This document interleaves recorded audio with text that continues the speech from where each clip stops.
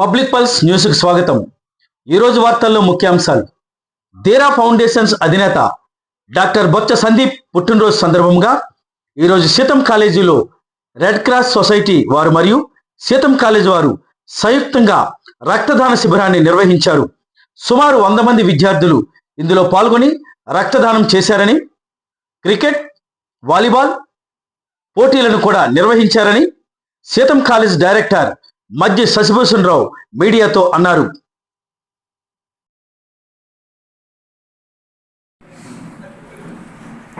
ఈరోజు doctor Sandeep Botsa Dera foundation start చేసి చాలా మంచి సేవలు చేస్తున్నారు. డాక్టర్ సందీప్ బొత్స గారు సత్య విద్యా సంస్థ అయిన సీతం ఇంజనీరింగ్ కళాశాల మరియు సత్య డిగ్రీ పీజీ కళాశాలలో కూడా బోటక్ మెంబర్గా డైరెక్టర్గా ఉంటున్నారు. ఈరోజు ఆయన బర్త్డే సందర్భంగా ఇక్కడ మా సత్య విద్యా సంస్థలో స్వచ్ఛంద రక్తదాన శిబిరం ఏర్పాటు చేయడం జరిగింది.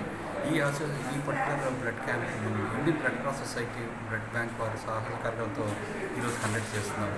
విద్యార్థులు చాలా ఉత్సాహంగా పాల్గొంటున్నారు. More than 100 members already donate చేశారు.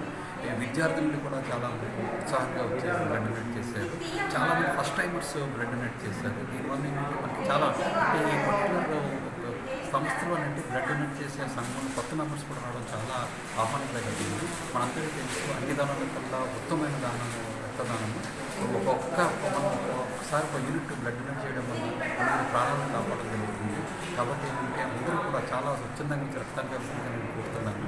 ఒకటి ఏంటంటే ఈ డిసెంబర్ మంత్రాన్ని ఏ బ్లడ్ బ్యాంక్లో చేసుకున్నారంటే షార్టేజెస్ ఉందన్నమాట, నిల్వలు లేవు, రక్తాలు నిల్వలు లేవు. సో కాబట్టి ఏంటంటే అందరూ కూడా ఏంటంటే వారి నిల్వల ద్వారా దగ్గర బ్లడ్ బ్యాంక్ తీసి కూడా రక్తాన్ని చేయవలసిందిగా కోరుకుంటూ ఇంత చక్కగా ఈ కార్యక్రమం చేసిన మా ఎన్ఎస్సీ విద్యార్థులు అందరూ కూడా అందరూ కూడా ధన్యవాదాలు చెప్తూ మరొకసారి డాక్టర్ సందీప్ గారికి జనరల్ చెప్తూ ఆయన ఇంకా చాలా చాలా పైకి రావాలని కోరుతున్నాను. Wish doctor Sandeep happy birthday.